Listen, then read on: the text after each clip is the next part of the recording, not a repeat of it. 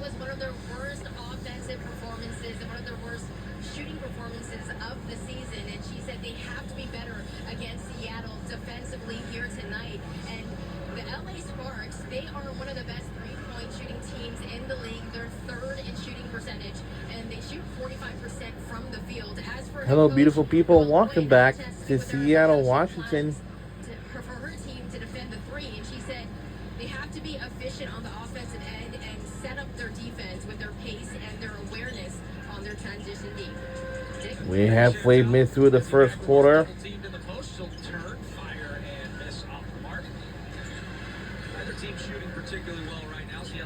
It's 10:15 p.m. This LA Sparks team is not scared to pull it from long range. They really look for that three-point shot. And a strong drive. Misses. Rebound to Diggins. At one tie, 5 lead changes thus far in this one. Diggins with the strong hand, the left, no good. Jackson down. Stevens, trailer. Is Hamby, and she gets a nice feed for the bucket. Now that is how you push tempo right there. Get the mismatch, the defense not set. You get that quick bucket. Well done by LA.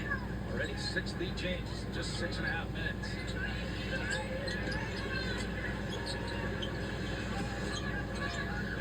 Back to Diggins. It's a tough matchup. Rickea Jackson 6'2" on the 5'9" Diggins. Tied at Ezzie. It looked like she had 2 pivot feet there. Lane call, but I think they're good. Well, and I think this matchup, Skylar Diggins has gotten into the lane twice, but into the length of LA. And it's not just Rickea Jackson with that size advantage, but Azurá Stevens at 6'6" in the lane, Hamby at 6'4".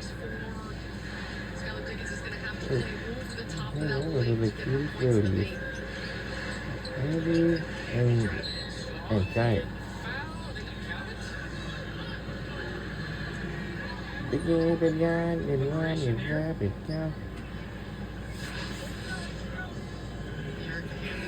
Right there, takes a bump, takes a good 2 steps before that, so I don't think that should be continuation. It looked like that foul occurred off the ground. They're going to give it to her. So one shot. Dom Long into the game for Seattle. Boy, oh boy, as she started to blossom. 11 points, 8 rebounds average her last 3 games, and getting more and more minutes, and at least she's deserving those points. Yeah, Noah Quinn has really been pleased with her work ethic. Says she's just learning how to be a pro. She's the youngest player in the league, just 19 years old, the number 2 overall pick, but just her routine before games, on her off days, getting in the weight room, and she's figured it out. Tippy Mitchell, back iron, no good. Jackson to walk it up. Where's on the Amtrak? If you want to get on.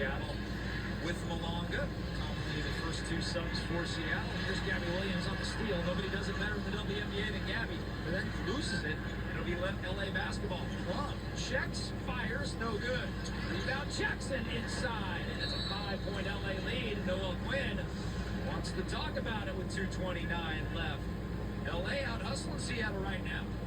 Seattle's had some careless turnovers to start this game, and LA. But I'm pretty sure we'll stay here and You better not do that too often. This is just a work rate for Rickea Jackson. She was right there at the top of the circle, went and grabbed this rebound out of the hands of Dom Malonga, and then was able to finish.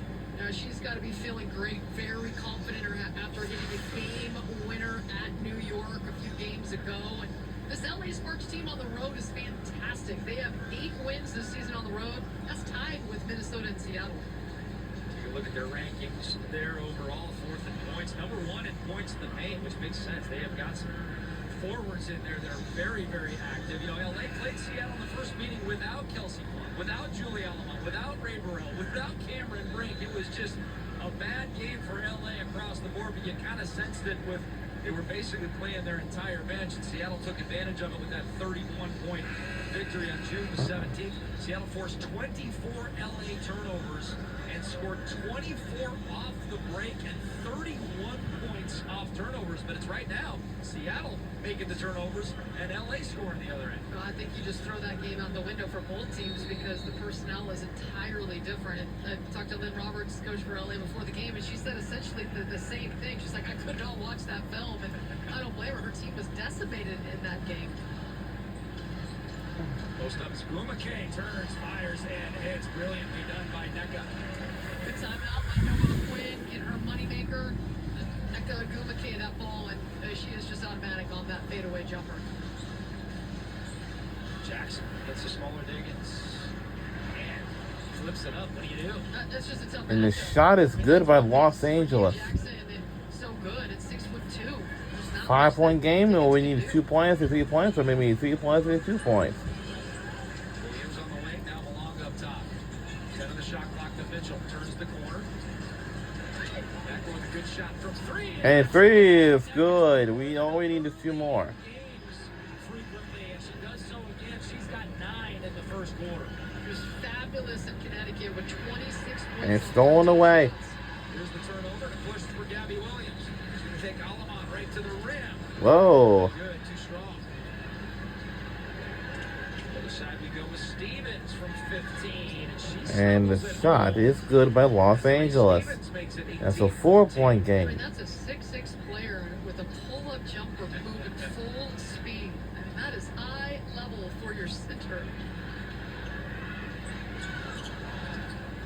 Williams around a screen from Damalonga. Tries to get it into her and overplay is Stevens and the foul. Congratulations to Nneka Gumake, that last 3. 203 in Nneka's future Hall of Fame career. That's Ray Stevens' hand in her face. Doesn't matter. She gets into her shot pocket, rises over the top with the outstretched arms.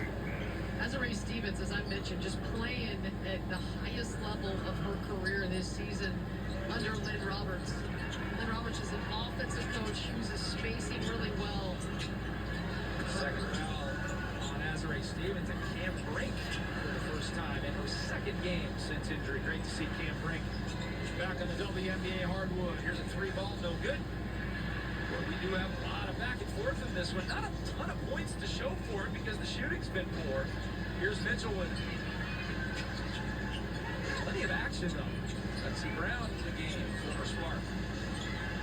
Nneka, another former Spark. She'll take it to the rim and score. And the shot is good. We're back within 2 more. Hey, the show and go.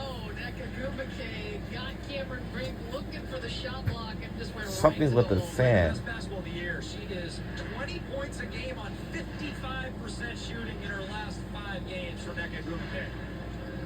That should be enough. Alamont, reaching foul on Damalonga as she tries to turn the corner. 5.7 left. Yeah, that's the foul that you cannot afford if you're Damalonga. This is Lexi Brown, the good pocket pass. The show, Cameron Brink loves to block shots, the former defensive player of the year at Stanford. And these two Stanford Cardinal players know each other well and going after each other right now. There they are again, one-on-one. Pokes free, Seattle basketball. And oh wow, short. That is the end of the first quarter play. A lot of up and down, a lot of action, but only 34 points scored. 18-16 our score. You're watching the WNBA Friday Night Spotlight presented by State Farm. We'll be right back on either side.